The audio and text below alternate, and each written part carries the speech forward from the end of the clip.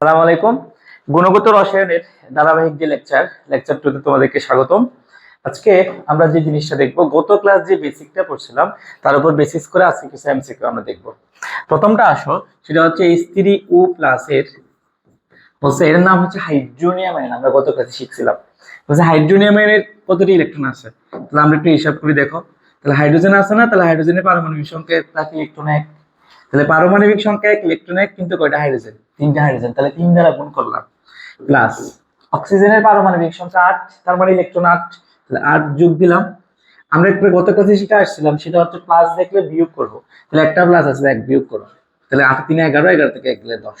তাহলে আনসার হবে 10। এরপরে এমসিকিউতে আসি, নিচে কোনটি কম্পোজিট কণিকা?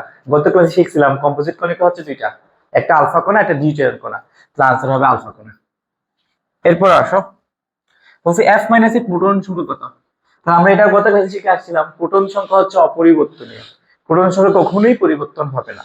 তাহলে আমি যদি বলি F মাইনাস 9, তাহলে দেখো 9 একে 10, তার ইলেকট্রন 10টা, কিন্তু প্রোটন হচ্ছে কয়টা? 9টা। তাহলে প্রোটন পরিবর্তন হবে না। ওকে, আনসার হবে 9।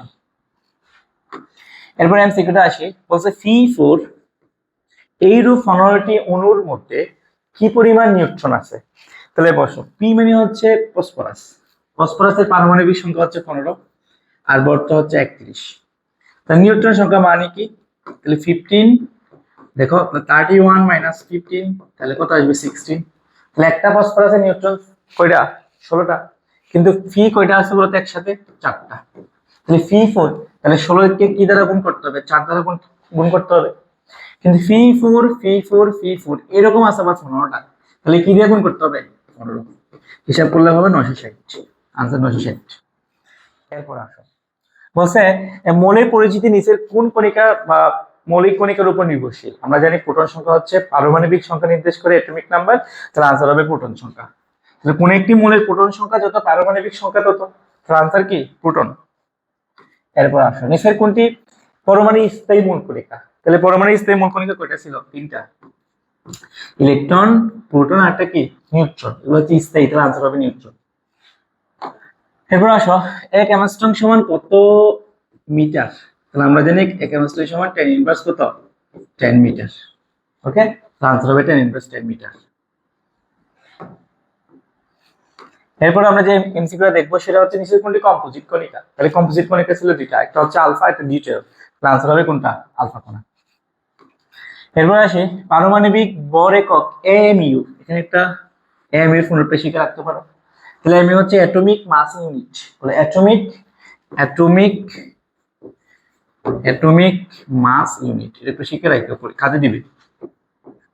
ওকে, তাহলে এমইউ হচ্ছে পারমাণবিক ভর একক। এটার মান কত? সেটা হচ্ছে 1.6605 × 10 ইনভার্স 24। ওকে, এত গ্রাম। এটা একটু মনে রাখবা। নিচে মৌলিক ধর্ম? তাহলে পরমাণুর মৌলিক ধর্ম হচ্ছে পারমাণবিক সংখ্যা, অর্থাৎ অ্যাটমিক নাম্বার, অর্থাৎ প্রোটন সংখ্যা। তার আছে কোনটা? পারমাণবিক সংখ্যা। নিচের কোনটি হিলিয়ামের পারমাণবিক ভর? তাহলে আমরা গত ক্লাসে শিখে আসছিলাম হিলিয়ামের পারমাণবিক সংখ্যা 2। তাহলে পারমাণবিক সংখ্যা 2 কি সংখ্যা? জোড় সংখ্যা না? তাহলে ভর কত হবে? 4 হবে। তাহলে পারমাণবিক সংখ্যা 2, ভর কি? দ্বিগুণ, তাহলে 4 হবে। আনসার হবে 4.036 এমইউ। এমইউ মানে হচ্ছে অ্যাটমিক মাস ইউনিট। চলো এরপরটা আসি, বলছে নিচের কোনটি ক্যাথোড রশ্মি? তাহলে ক্যাথোড রশ্মি হচ্ছে মূলত ইলেকট্রন। বুঝতে পারছি? ক্যাথোড রশ্মি হচ্ছে মূলত ইলেকট্রন, এটা মনে রাখবা, এমসিকিউতে আসবে, মেডিকেলে আসছে এমসিকিউটা। এবার আসি, কোন মৌলের অণু দ্বিপারমাণবিক? তো দ্বিপারমাণবিক বলতে আমরা কি বুঝি? যেমন নিষ্ক্রিয় গ্যাস আছে যারা হিলিয়াম, নিয়ন, আর্গন, ক্রিপ্টন, জেনন, রেডন, এগুলো হচ্ছে তোমার এক পারমাণবিক, মানে একটা হয়। যেমন হিলিয়াম একা থাকতে পারে। ওকে, কিন্তু অক্সিজেন যদি বলি, তাহলে অক্সিজেন হচ্ছে দ্বিপারমাণবিক, অর্থাৎ একটা অক্সিজেন দুইটা অক্সিজেনকে নিয়ে একটা অণু গঠন করে থাকে। আর হচ্ছে F2 দ্বিপারমাণবিক। হ্যাঁ, দ্বিপারমাণবিক গ্যাস এগুলা। N2 দ্বিপারমাণবিক, Cl2 দ্বিপারমাণবিক, Br2 দ্বিপারমাণবিক, I2 এটা হচ্ছে দ্বিপারমাণবিক। ওকে, আর বহু পারমাণবিক যদি বলো, সেটা হচ্ছে carbon die oxide, sulphur die oxide, sulphur trioxide. ওকে, দেখো বহু না? 4টা, এখানে 3টা। তাহলে নিচের কোনটি দ্বিপারমাণবিক বলছে? তাহলে আনসার হবে কোনটা? অক্সিজেন। আরেকটা এমসিকিউ এখানে আছে, সেটা হচ্ছে এস সালফার। সালফার কিন্তু থাকে 8টা সালফারকে নিয়ে, তাহলে এখানে হবে অ্যাসিড। এটা গঠনটা হচ্ছে এরকম, অনেকটা এম এর উপর এম।